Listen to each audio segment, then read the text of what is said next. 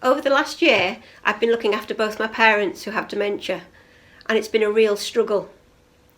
Back in October, we suddenly got a phone call to say that my dad was coming out of hospital and was coming back home with carers coming in to look after him.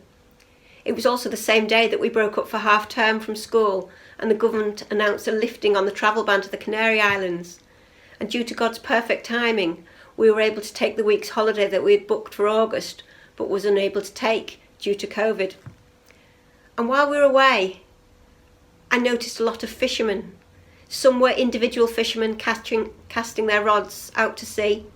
Others were fishermen in boats working together and bringing huge nets of fish to the local fish market. And I was reflecting on Jesus' words, "Follow me and I will make you fishers of men," and how in my attempts to share the gospel with my parents, I was more like a lone fisherman. And while we were away, even though my dad was at home, things weren't going well. He was becoming more and more confused and was threatening to kill my mum.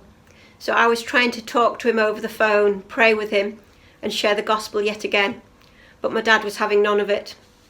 I was so concerned about my mum's safety that I rang my son-in-law, Joe Winterschladen, and he went round to my parents' home. And God gave him an amazing opportunity to share the gospel with my parents, and Joe really felt that they were listening and taking on board all that he was saying. When we did come home, my husband also had another opportunity to share the gospel with my dad and to pray with him, and he really felt that my dad responded to the gospel and made his peace with God. I had tried as a lone fisherman for many years to share the gospel, but it was when others got involved, when I called for my partners in another boat, if you like, that the desired response was achieved. And I really feel it's when we work together that God works most effectively through us. I believe that God allowed my dad to stay alive so that he could respond to the gospel, and now that he'd done so, God would take him home. But despite several falls, a bout of pneumonia and having COVID, my dad is still physically alive, but is now in a care home. We don't know how long he's got left, but we do know that my mum can no longer manage at home alone. But our house is full of kids and dogs and grandkids and would be too busy for her. So we arranged for my mum to go into the same care home as my dad over Christmas so she could at least see my dad. But she finds it so upsetting, seeing him so lost and confused. But she knows that if she leaves the care home, she'll probably never see my dad again, as she's too old and frail and hard of hearing to stand outside and do a window visit. She feels trapped and lonely, and care home fees are incredibly expensive, particularly when she doesn't like being there. We really don't know what to do for the best for the future. Everything at the moment seems so precarious, doesn't it? I work in a primary school, and the expectations and ways of working seem to change on a daily basis. My daughter should have been doing her A-levels and celebrating her 18th birthday this year, but all that's up in the air. And who knows what will happen about weddings and funerals. It's been so reassuring during these times of huge uncertainty to hold on to the fact that Jesus Christ is the same yesterday, today, and forever, and that whatever else may change, the word of God remains constant. Philippians 1:27 reminds us, whatever happens, conduct yourselves in a manner worthy of the gospel of Christ.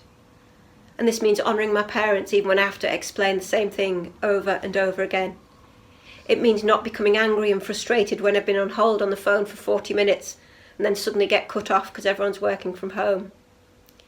It means rather than joining in with gossip and finger pointing at work, that I share with my colleagues how I manage to be at peace despite all the turbulence that's going on around me.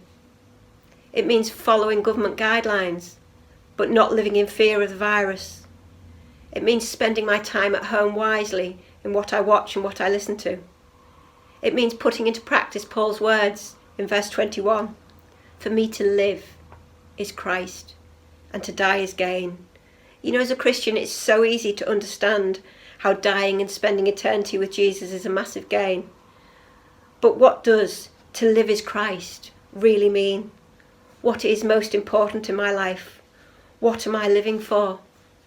You know, if we live for work or for holidays, these will be taken away in an instant. If our life is about entertainment or shopping or physical appearance, or even spending time with our families. Even these can be restricted by the global pandemic. But when for me to live is Christ, when Jesus is my focus, my chief desire, my reason for living, when he is my goal and my foundation, then my life will have purpose and direction and be a perfect opportunity for God to work through me. Life is full of uncertainty, but we need to remember that God works all things together for good. He can turn around even the most challenging of circumstances.